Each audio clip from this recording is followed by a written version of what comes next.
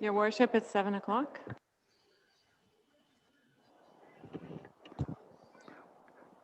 Good evening, everybody. I'll bring this regular council meeting to order on January the 18th, 2021. And although it may be a little bit late, we'd like to wish all our residents and businesses and everybody in town a very happy and healthy new year.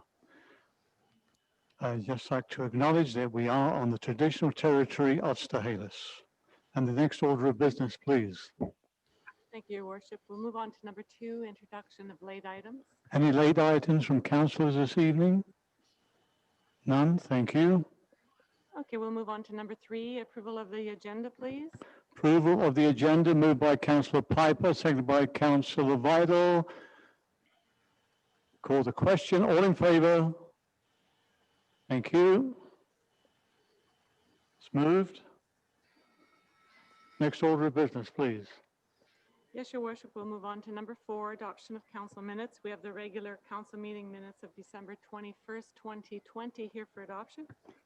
And we have the minutes for adoption. Do we have a move by Councillor Piper, seconded by Councillor Palmer? Are there any errors or omissions? I shall call the question. All in favour? Nobody opposed? Thank you. Next order of business, please. Yes, Your worship. And moving on to number 5, is there any business arising from the minutes? Any business from council arising from the minutes? None, thank you. And the next order, please. Yes, Your worship. We do not have any items for business arising or on the consent agenda. No delegations this evening, so we'll move on to number 8, correspondence. We have a letter from Softball BC requesting COVID relief funding. Here for receipt, please. And we have a letter from the Softball BC here for receipt. Do we have a mover and a seconder? Moved by Councillor Hooper, seconded by Councillor Vidal. Call the question. All in favour? Nobody opposed? Thank you. Next order of business, please. Yes, Your worship. We'll move on to number 9. Is there any business arising from the correspondence? Any business from the correspondence from council? None, thank you. Next order of business, please. Yes, Your worship. We'll move on to number 10, reports of councillors, committees, committee of the whole, and commissions. Councillor Hooper. Thank you. Yes, good evening. On the 6th and 13th of January, I took part in the ongoing now video conference and training with the CNRB. On the 11th of January, I attended the Agassiz Harrison Historical Society meeting. On the 15th of January, I took part in a telephone conference with some members of the CNRB on the shortage of the guide dogs, which is not just in the BC, but is a worldwide issue due to the pandemic. On the 14th of January, I attended a webinar held by the Tamarack Institute on the introduction of collective impact. Thank you. Thank you, Councillor. Councillor Palmer. Of my list of responsibilities, there's been no meetings. Unfortunately and sadly, the library board regional library board meeting is set for this coming Wednesday, which of course I'll be unable to attend because of the committee of the whole. So that will be my first missed meeting in my 2 years. So I'm lamenting that. Anyway, that's it, Your worship. Thank you, Councillor. Councillor Piper. Thank you, Your worship. None of my committees met since we last met either, so I have no report. Thank you, Your worship. Thank you, Councillor. Councillor Vidal. Thank you, Your worship. I also have nothing to report on my committee liaisons. There was a scheduled Fraser Valley Regional District Indigenous Relations committee meeting that was canceled and postponed to a later date. Thank you. Thank you, councillors. The next order of business, please. Yes, we'll move on to number 11, and that's reports from the mayor. Thank you. Today I attended a Zoom meeting with the community leadership meeting of the Division Chilliwack Division of Family Practice, and it's just basically an update. There are some positive cases been identified in our area, and some also in the Chilliwack area as well. There is now apparently a ward dedicated now to for COVID patients at the Chilliwack General Hospital. As we all know, or those that don't know, the 151 now care homes have had their first shots of the vaccine. These obviously the long-term homes, and there was a First Nations that had their first shots in the Fraser Canyon last week, so they're moving west on that.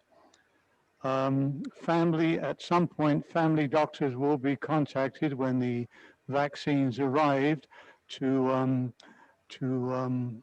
put forward the those over in the older age group who will be eligible for their shots.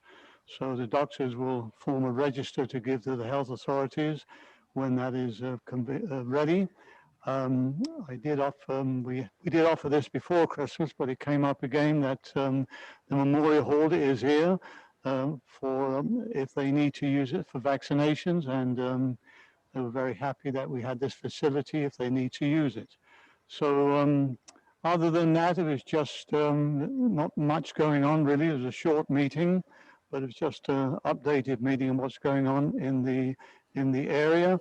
And of course, the usual word has come out: wear your masks, keep your distance. That's the most important things to remember. And I think be kind to everybody is a very appropriate word to bring up tonight after what's been going on the last week or so. And it's that's very important. Let's be kind to everybody and be patient. And God willing, we'll all get through this as soon as we can. The next order of business is the FVRD. We had the committee of the whole budget meeting last week. Out of 109 budgets, we did 31 in 3 hours. So that was quite an accomplishment for our new financial officer at the regional district. A couple of points just for Harrison came from the regional fire dispatch, where the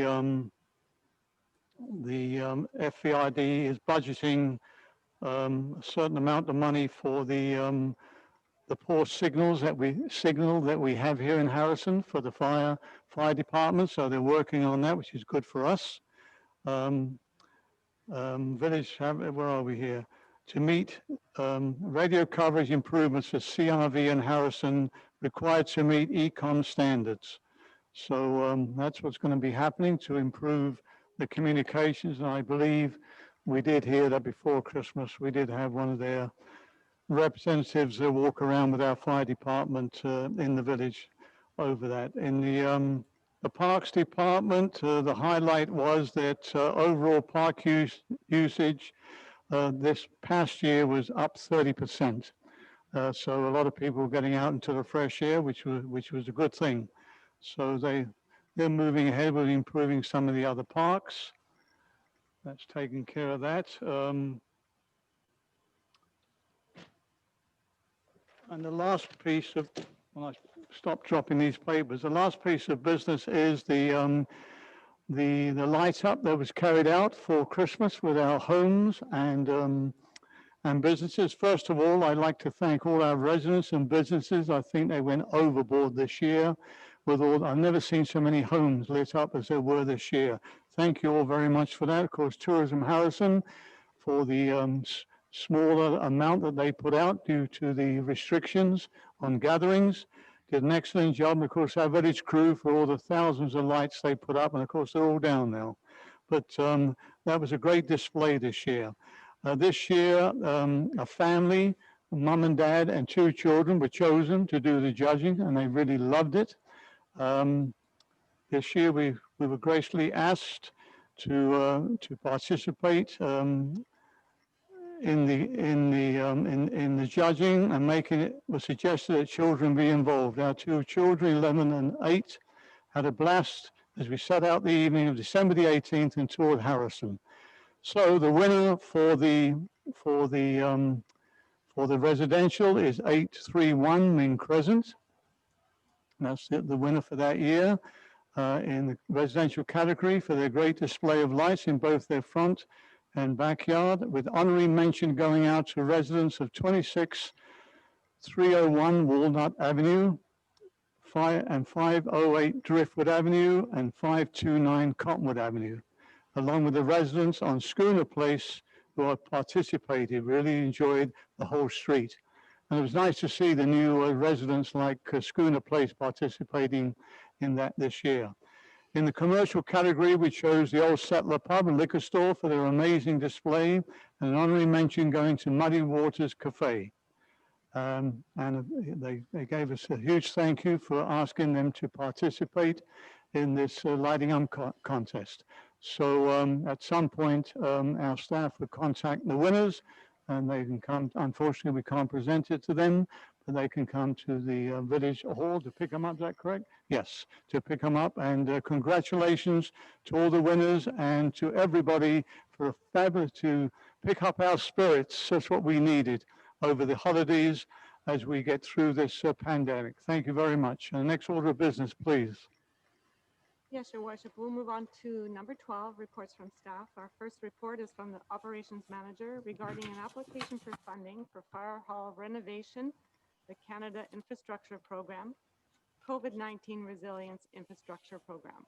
That's page 9, Mr. Cook. Thank you, Your Worship. Through you to the rest of council.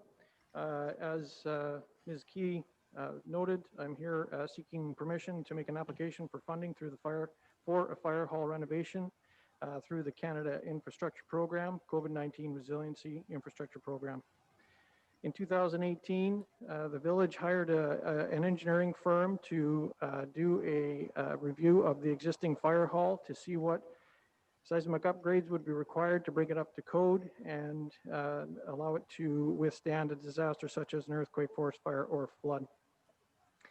Due to the COVID-19 pandemic and the provincial health officer and British Columbia Center for Disease Control issued physical distancing recommendations for first responders.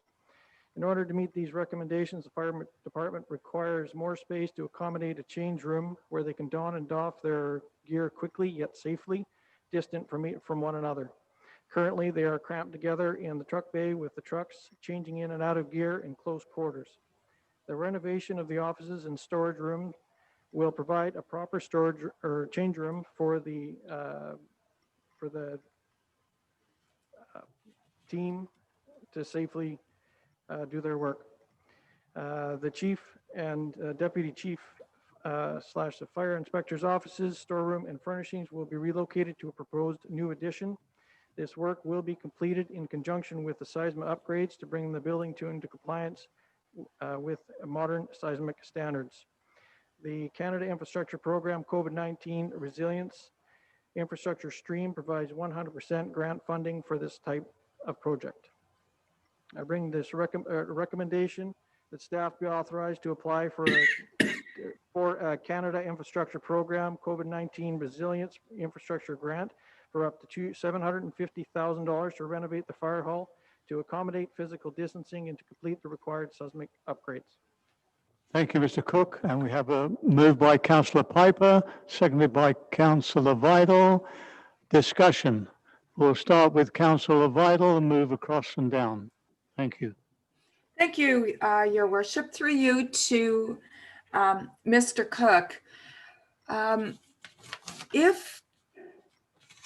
in full support of this recommendation. I think it's very long overdue, and that our fire station certainly has been needed with upgrades for a good number of years. I just have a question for some clarification, please. If the grant application is successful, can we assume that all the required and needed upgrades will be completed to the existing station, including the addition? Thank you. Thank you, Your Worship. Through you to Councillor Vidal. That is the plan. There is some pretty extensive work that does need to be done, but the building will meet current standards when the project is complete. Thank you very much. And Mr. Cook, I'm also assuming that council will see the plans for the upgrades should the grant be successful. Mr. Cook? Thank you, Your Worship. Through you to Councillor Vidal. I can make that, if that is council's request, I can certainly make those plans available. Thank you. Thank you. Thank you, Your Worship. Councillor Palmer? Thank you, Ms. Cook. When is the grant application due? When do we have to make the application? Thank you, Your Worship. Through you to council. The closing date is January 27th. So very close. All right. I recognize that seismic upgrading is a major issue for a lot of municipalities in terms of their fire stations, and I'm glad that the grant is available for us to be able to do this or to apply for it in any event. And I'm glad that it's potentially 100%. So those things are very pleasing. So I'm supportive of this particular motion. However, I have been thinking about it when I looked at that, and I'm sure as many other councils, I received a reasonably well-considered letter from a resident today that asked some questions. And when I get letters from residents, especially if they're civil to me, I'm always inclined to put some time into it. And I looked at it, and I did think a couple of the issues were interesting to explore. Then, of course, I recognize the problem as well is that when we see these things, it's always like a week before the deadline. So by that point, it needs to go in the way it is. So I'm going to support it, and it may well be exactly as it is perfect. But I would have some questions about it a bit more. But I'm interested in. I understand Councillor Vidal's question about asking to see the plans, and I think that's good. One of the thoughts that I have is I recognize that if something's 100% funded and we apply for the grant, that I don't actually understand that. It's not my understanding that this actually ever has to come back to council for approval to actually do the work.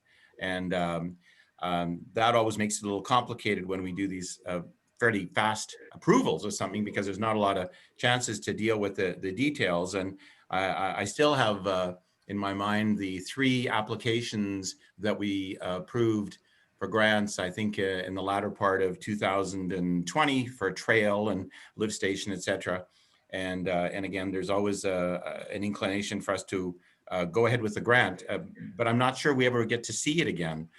So I want to say I'm supportive of this. I'm inclined that in the next meeting, I'm going to put on as a late item, unless someone sees fit to add it to the agenda in the first place, a motion that effectively says that these 4 grants, that they would all proceed only with further council approval. And that way we get to have a bit of a discussion about the details that we never actually get a chance to discuss when we're voting to approve the grant application. So that's just my desire to make sure that we have that discussion. I have no problems with them, but I feel some obligation to do a bit more due diligence on some of the issues, but I am supportive of this grant application today. But that was my intention for the next meeting. Thank you. Thank you. Yeah, my past understanding is in regards to grants, they're normally they don't give you an awful lot of time to prepare to get these in. That's why it takes a lot of work on behalf of the staff to do this. But also, I think it's normally the springtime when they declare these grants if they've been accepted. I'm not sure if that's how it used to be. The administrator may have some better update on that. It seems in this case that they're trying to roll out the COVID relief money as quickly as possible, but the selection process is always longer than we want it to be. Certainly in any case of a project this big, it does come back to council for approval once it's been tendered or put out to RFP. In this case, the plans have been prepared by a qualified architect to meet the needs identified by the fire department.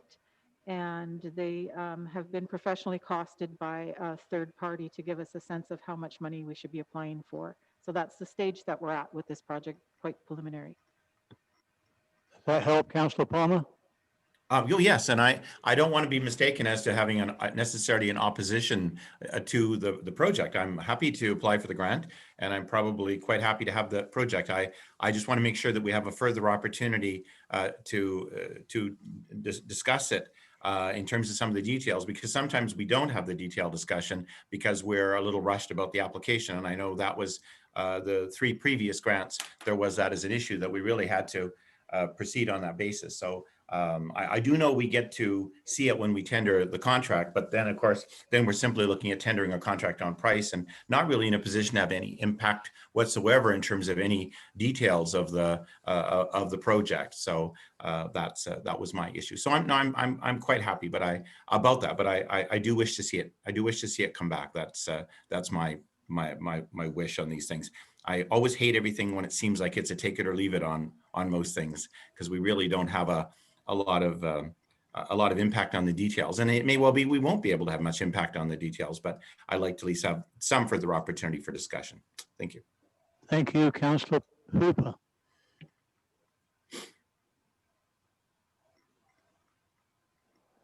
Okay, lift He's it up. muted. Can you unmute him? You unmuted him? Yep. You okay now, Ray? Yeah, fine now. Yeah, I've just got a couple of questions for the staff. It says that the fire chief and deputy chief offices and storage room will be and furnishings will relocated to a proposed new addition. I don't see any drawings for this addition.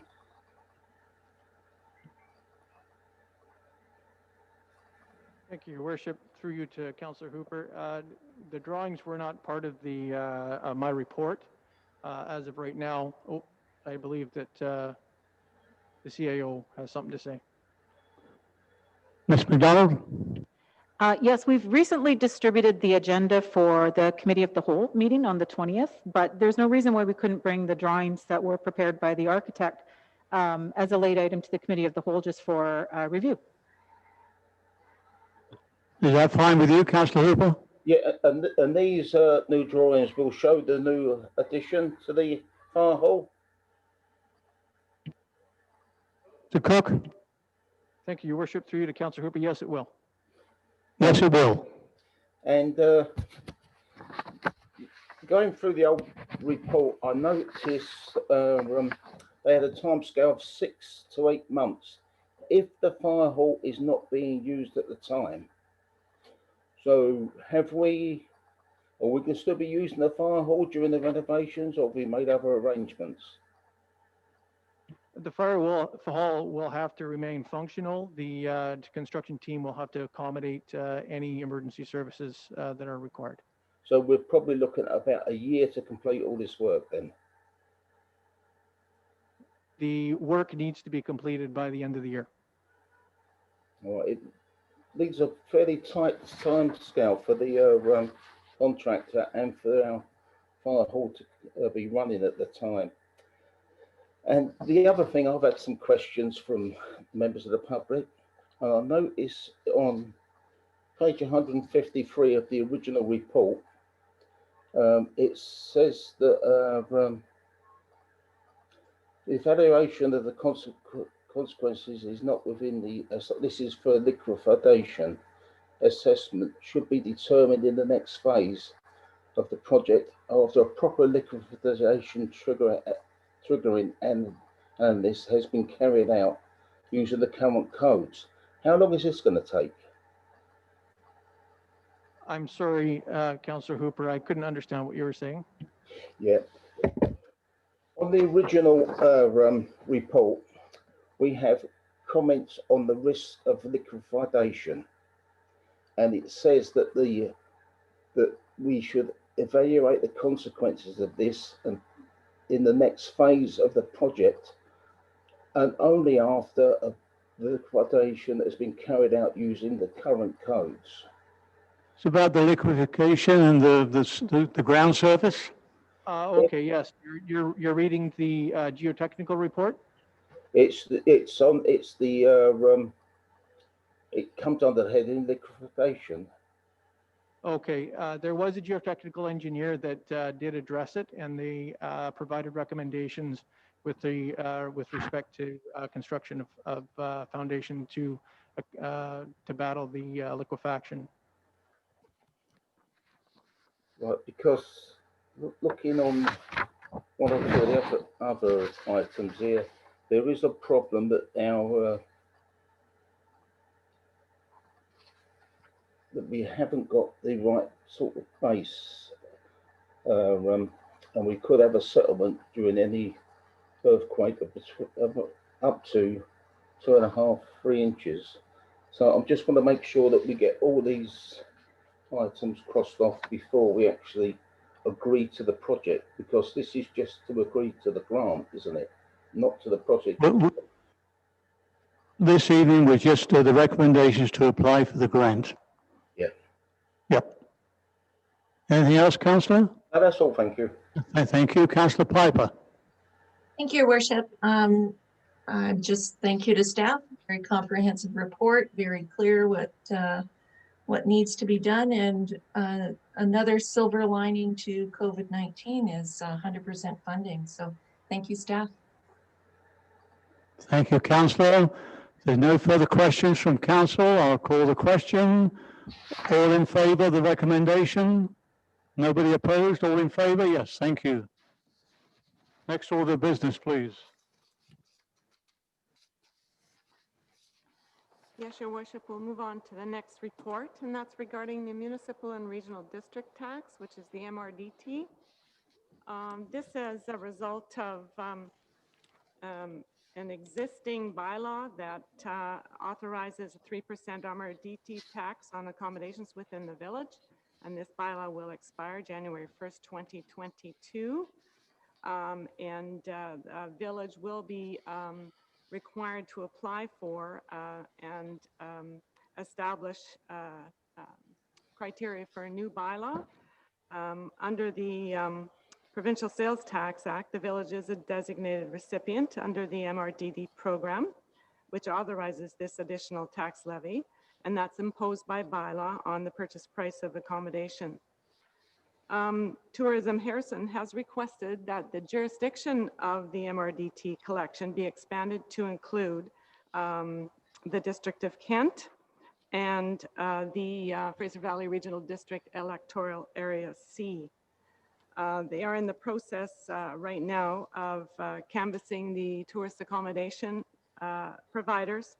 And in the meantime, in order for the village to expand the designated area as a recipient, it has to request the province and apply for the tax to include the District of Kent and the portion of the regional district. And one of the requirements to apply for an expansion to enable the collection of the tax is to adopt a new bylaw. I won't go through all the criteria that's required in order to compile the package to submit. But in the report that it lays out all the documentation that will be required. In order to proceed with this new application, the Fraser Valley Regional District and the District of Kent will need to be consulted to obtain their consent and support to be included in the designated accommodation area. The village will also advise that it intends to proceed with the new application on tax on accommodation.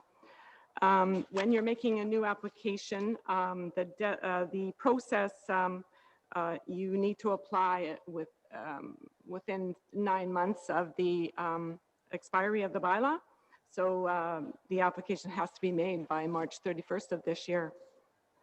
In the process, staff will prepare a new draft tax on accommodation bylaw to impose this tax to include the District of Kent and the Fraser Valley Regional District Electoral C.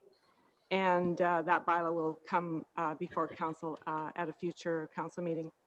So the recommendation this evening is that staff be directed to send letters to the District of Kent and the Fraser Valley Regional District Electoral Area C to seek their consent to be included within the designated accommodation area for the village's new application for tax on accommodation bylaw.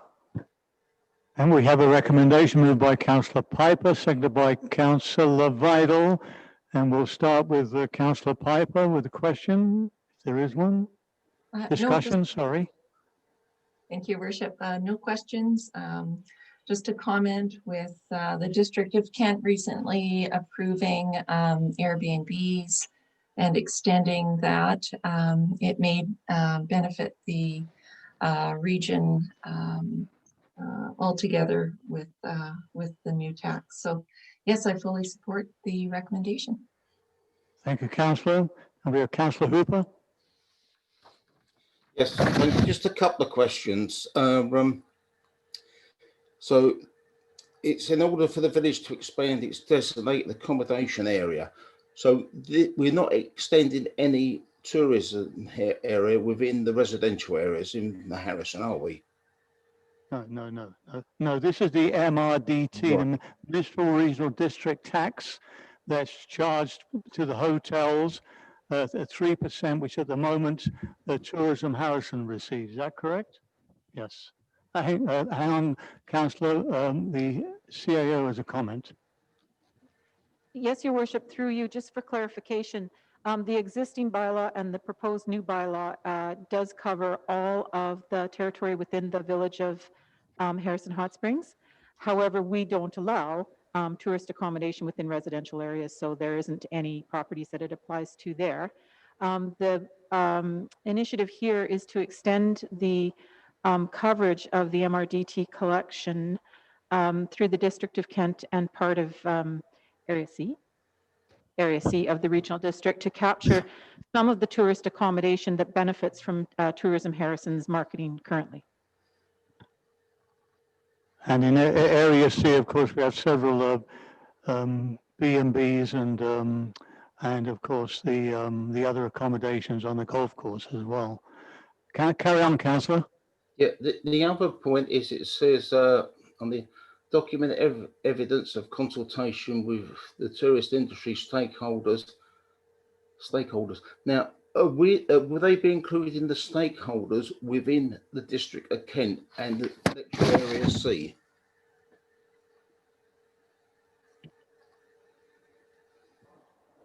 Yes, Your Worship, through you. Tourism Harrison will undertake that work to do the consultation with the tourism service providers as they did in preparation for earlier iterations of this bylaw. And that really means seeking consent from the tourism accommodation operators because they're the ones that collect the MRDT. They will be actually contacting short-term rentals properties and other vacation properties in District of Kent and electoral area C for this to go ahead. Your Worship, through you. Yeah, Your Worship, through you. Yes, the legally operating short-term vacation rentals are part of that pool of tourist accommodation.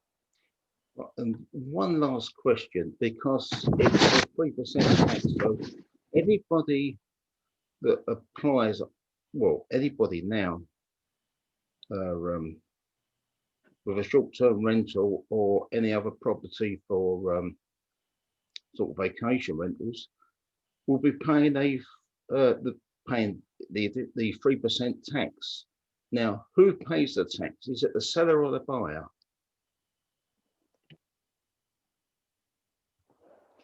Yes, Your Worship. This is a 3% sales tax on the cost of room rental. So when you check out of a hotel and you may look at your bill and see that you're paying an extra 2 or 3% depending on the jurisdiction that you're in. So here in our jurisdiction, we've been collecting 3%. And that is collected by the accommodation operator, so by the hotel or by the Airbnb operator, and remitted to the province because it's part of the sales tax system. And then the province returns most of that, a portion thereof, less an admin fee to the village, who flows it through to Tourism Harrison for marketing, to pay for marketing. So the District of Kent and the electoral LC will actually get a share of some of the money. No, they don't get a share. Don't get a share, no. Well, they will get some of the tax paid on these. The way the bylaw is constructed, Your Worship, through you to all of council, is that the rationale behind this is that the collection area be extended so that those MRTT monies that could be collected in the additional areas will flow through to Tourism Harrison, because Tourism Harrison is already doing the marketing for those areas. They're benefiting from the marketing activities. So they're already benefiting those areas from the tourism marketing as it is now. That's fine, thank you. Thank you. Councillor Palmer. Hi. Councillor Palmer? Yes, thank you. Just again, trying to, so right now, just so that I can get an understanding, there's some bed and breakfasts up Rockwell that are presently not covered by the tax. And this, if it went ahead, would include them because they're in their district of Kent. So they would be brought into this, and they're not presently. And then, of course, I take it. Yes, that's correct. And then, of course, the development near Sandpiper. I'm hard pressed to think of all the accommodation rooms in the actual village of town of Harris, of Agassiz, so I'm not clear. I guess the only question I have, I mean, it just, of course, on the face of it, it's going to collect a broader amount of money and allow a better marketing. I'm just wondering if it will result in Tourism Harrison being less Harrison focused as a result of their obligations to these areas, and if that could potentially be a problem. I'm just wondering really how much money is going to come from those other areas, and if it'll be offset, if that benefit would be offset by them having to divert resources. Obviously, if you're contributing because you're in Sandpiper, then you're expecting Sandpiper, that area, to be properly marketed. And I know they do benefit from overall Tourism Harrison marketing, but it's not specific to them. So that would be one question that I would have. And the No, Your Worship, but I see Councillor Piper and Councillor Vidal have their hand up. okay. Like I said, Councillor Palmer before, that tourism at present is already marketing. I just use one of their marketing is the farm tours that they do, and the bicycle tours around the farm tours, and also marketing for the Eagle Festival and all those areas in electoral area C. So they already have been doing it for years, marketing those areas for us. All right. Councillor Piper. Oh, sorry, Councillor Palmer, you have another? Well, I was going to say, I'm not opposed to it. Don't misunderstand me. I'm just trying to get an understanding if there's a downside to it. I'm going to support the motion, but I'm just trying to determine whether there's any negatives to it. Thank you. Thank you. Before we go to Councillor Piper, is Councillor Vidal next? Thank you, Your Worship. I just have a couple of questions and needing it for some clarification. Is the village the designated recipient of this tax because of our status as resort municipality? And the reason I ask is it conceivable that either the District of Kent and Area C could also apply for the MRDT tax? Yes, Your Worship, through you. No, this is not directly related to our status as an RMI community. There are many communities with MRDT tax in place, including Hope, I think perhaps Chilliwack, every community that I've worked in before this. The problem comes when you're looking for an economy of scale. If you're collecting from a very small pool of tourist accommodators, there's not much you can do with the revenue you bring in.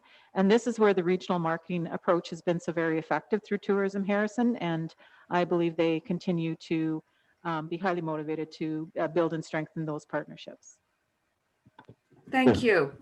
And also one other question through you to our CAO, perhaps Mayor.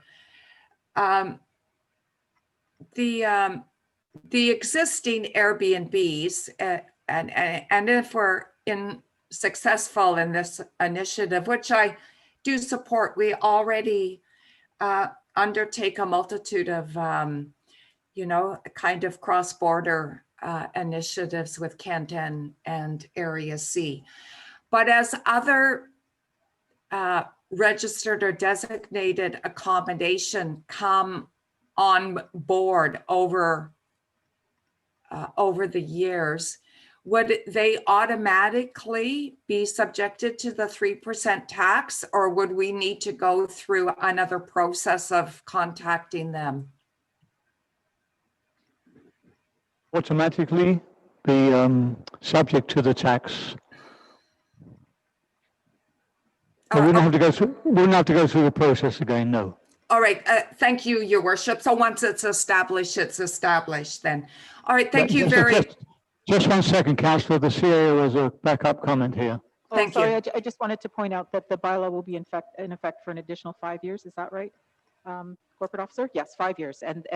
So there's a sunset clause on these bylaws, and then you have to go back and seek consent again. Okay, great. Thank you. And I am very much in support of the recommendation. Thank you, Your Worship. Thank you, Councillor. Councillor Piper. Thank you, Worship. Just a comment about Tourism Harrison and how inclusive they are with their marketing for our local area. And that's quite evident, not only through their socials, but the different events that do happen in and around our region. So I just want to clarify how supportive Tourism Harrison is of our region. And on a personal note, paying that extra tax as when we could travel and we did, do our stays in and around the province, you often see that extra tax indicated for tourism purposes on your hotel bill. So we're not reinventing the wheel here. I think it's pretty standard, and that's part of being a tourist. Thank you. Councillor Hooper. Yes, just one last thing. This recommendation is just to direct staff to send letters to Kent and the Fraser Valley Regional District metro area seeking their consent for this. That's correct. The staff be directed to send letters to the District of Kent and Fraser Valley Regional District electoral area C seeking their consent to be included within the designated accommodation area for the village's new application for the tax on accommodation bylaw. Yeah, so let's be track here for a minute. So before we actually proceed with any bylaw, we would have to get all this evidence from Tourism Harrison to go through it as well. Correct? The CAO has a comment. Yes, Your Worship, there is a very tight timeline on this. So if council supports the recommendation, staff will reach out to those other jurisdictions to determine their interest in our expansion to include them. And in the meantime, as mentioned before, Tourism Harrison will have already started with the work of reaching out to the tourism accommodators to seek their consent, which is a separate process that tourism will manage, because they have to provide the ministry with evidence of support of, I believe it's more than 50% of the tourist accommodation, representing more than 50% of the rooms. So there has to be buy-in from the accommodation sector, but tourism will prepare that part of the application. From council's point of view, if you support this recommendation, the next thing you'll see is a bylaw. If we're successful in getting buy-in from our neighbors, you'll see a bylaw to reflect these changes. If the process to expand doesn't look like it's going to go forward, you'll see a bylaw more representative of status quo, just covering the village of Harrison Hot Springs. So that'll be the next thing that'll come back to the table. Yeah, I was saying with this bylaw, I mean, will we get to see the 5-year strategic business plan for Harrison, the consultations with District of Kent and Fraser Valley Regional District, the consultation with the tourism stakeholders? Will we get all that as well before we get to see the bylaw? Because it's already been pointed out at the beginning of this meeting. We're on a tight timescale. Last thing I want is a 20-30 page document coming to me on a Friday night to be voted on a Monday. So I would like at least 2 weeks to go through any information that's obtained through this before we vote on any bylaw. Thank you. Who has a comment? Yes, Your Worship, through you. The detail of that application package will not be coming back to the council table for review. That's simply to support the application. It's a numbers game. Tourism, Harrison does their work with the tourism accommodators, basically a petition type of thing. And our staff here will report back to you on the feedback from Area C representation and the District of Kent. Thank you. This to me is a process. When we get to so many years of carrying out this process, it comes forward again. And like the administration said, if the other parties don't wish to come on board here, we still will bring a bylaw forward for the status quo. So it's one or the other. It's either we have partners or we don't have partners. Any further questions? Yes, Councillor Hooper. Yeah, so we won't get to see their business plan or any other documentation for this. No. From Harrison. No. Any more information, I'm sure, will come through Councillor Piper as she sits on the tourism board. And like was explained earlier on, tourism, Harrison is already moving ahead with consultation with these other parties to see how they. I mean, the only answer we really need, are they going to come on board or not going to come on board? Thank you. So I'll call no other questions from council. Councillor Vidal? No, nothing, Your Worship. Thank you. Right. So I'll call the question. All in favour of the recommendation? Opposed? Is that opposed or in favour, Councillor Hooper? In favour. Favour. Everybody's in favour. Thank you. Next order of business, please. Thank you, Your Worship. We'll move on to the next report, and that's the Chief Administrative Officer, and this is regarding COVID-19 Restart Grant, additional portable office space. Yes, Donald, carry on. Yes, Your Worship, through you to Council. This is a report about another opportunity that has come up under the COVID stimulus monies. This is related to the COVID-19 Safe Restart Grant. It's not an application-based program, so you're not being asked to approve a grant that's going forward to a deadline.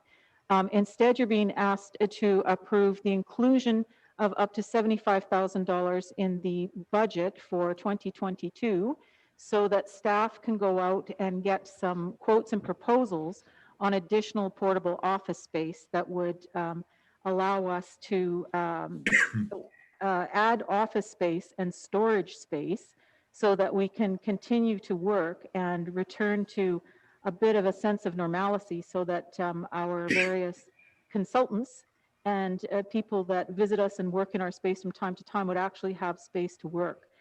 This is one of the very few capital expenditures that is allowed under this COVID-19 Safe Restart Grant. It's mostly intended to replace operational losses. We reported to you initially about this grant back in 2020, and staff offered some projections about where we experienced revenue loss in 2020 and where we projected revenue loss in 2021, primarily in wastewater and water fees and the lack of rental fees on Memorial Hall. So this is one of the opportunities that is separate from that. It's not an operating expense. It would be 100% funded by the COVID Safe Operating Grant and give us an opportunity to add some much needed office space, which would sort of buy us some time in terms of the increasing pressure we have to look for a new and bigger accommodations, because COVID really showed us that we're much too cramped in there. Currently, the chambers where you used to meet is our photocopy room, and we've got the shredder in there and everything else because we had to open up the halls so people could pass by one another. And still, as you all know from having spent time in the office, it is a less than ideal working space with people in very cramped quarters.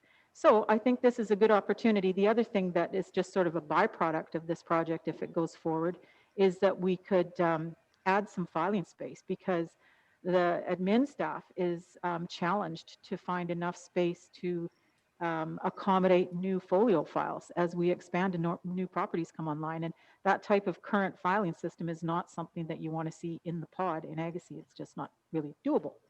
So I've made some preliminary inquiries on this, and certainly a unit could be purchased for less than $40,000 that would provide us with an office, a small meeting space, and additional file space, and that would include the installation of a washroom there. Plans could come back to council for approval once we flesh it out a bit, perhaps do an RFP. 100% funding, and what I'm looking for is approval for inclusion of up to $75,000 in the 2021 budget for the purchase and installation of a portable building for additional office and storage space to be located adjacent to the existing village office. So included in that $75,000 would be the necessary foundation, electrical, and plumbing work. And in addition, of course, a provision to site it so that it would match the other buildings. And that's my report. Thank you. And I'd just like to say, before I ask for the recommendation, that the administrator and myself, before Christmas, were on the call with the minister in regards to this. Was it something we could apply for? And they came back to the administrator to say that it was something that we could apply for. So now we have a recommendation. We have a move and a seconder. Moved by Councillor Piper, seconded by Councillor Vidal. Discussion, we'll start with Councillor Hooper. I'm fine with this one, thank you. Thank you. Councillor Palmer. Just a question. The COVID Safe Restart Grant, what was the total amount of the grant that we had? If I could ask. Top of my head, it's over 600, but the administrator has the exact number. Yes, it was $675,000. So some of that we've sort of earmarked for, as I was mentioning, the projected losses, ongoing losses in some of the utilities. If you were to approve this project, and if the projections that we made about needing to reinstate losses, also losses in revenue from the Starlight Rink, if we incur more losses next year, that would leave us with about $160,000 not yet allocated, and more reports will be coming forward. We have 2 years to spend these funds to the end of 2022. But it's a restricted, it's not an unrestricted grant. It's very restricted to what we can spend it on. Thank you. You answered, actually, I had 3 questions for you and you answered them all in that. I wanted to know what was left when we were finished in the, and this, of course, this particular grant, it's 100%. So we don't have to match put in any taxpayer dollars to do, well, any Village of Harrison taxpayer dollars as opposed to the provincial funds. No taxpayer dollars, Councillor, 100%. Thank you. Thank you. Councillor Vidal.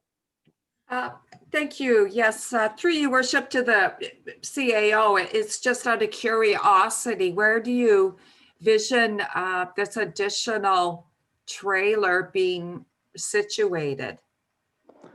CAO. It would be adjacent to the existing village office, and where I see it, and I wait for approval before we start digging in too far into making plans, but I see it just to the north. So basically parallel to the village office, more or less behind the council chambers, and I wouldn't propose punching a new hole into the wall of the office building or anything else like that. The trailer would access the village office through the council chambers, through what is actually the front porch of our quaint facility. Okay, thank you. I am in support of the recommendation, and I can sort of like see even post COVID that space would be utilized. Anyone who has been in the office can certainly attest to the need for some expansion and pretty cramped quarters there. So thank you, Your Worship. Like I said, I am in support of the recommendation. Thank you, Councillor Piper. Thank you, Worship. Just comments to staff. Thank you for coming up with such a creative solution to increase space. Our staff spends a good portion of their day at the office. So providing some elbow room in there, especially as a result of COVID. You guys have been doing an awesome job creating a safe work environment, but looking forward and anticipating yet another pandemic down the road, we have to consider space. So congratulations on being creative, and I fully support the recommendation. Thank you. Thank you, Councillor. Any other comments from Council?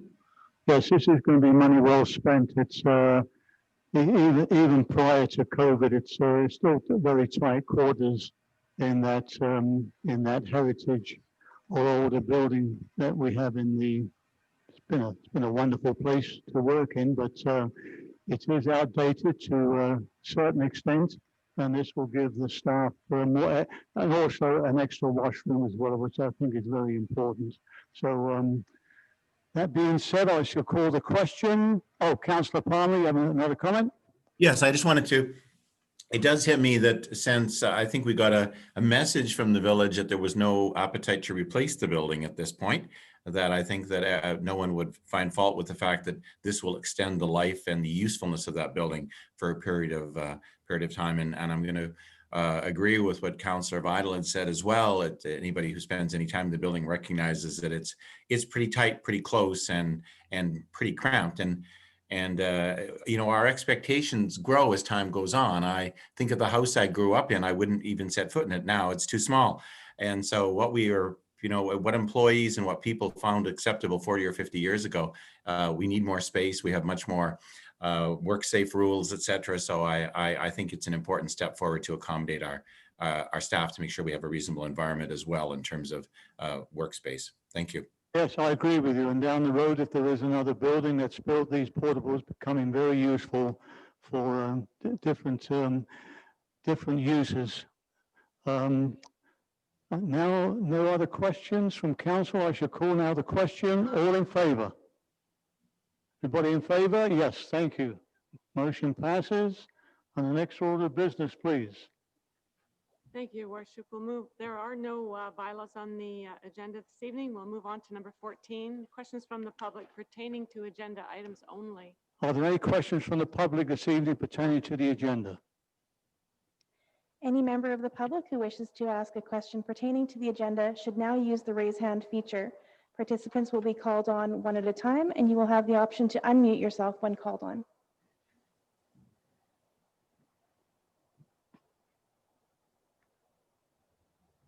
There are no questions from the public, Your Worship.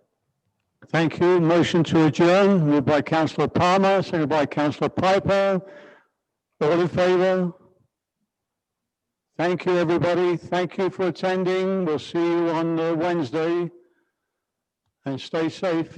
Bye now. Bye. Good evening. Good evening. Thank you. Good evening.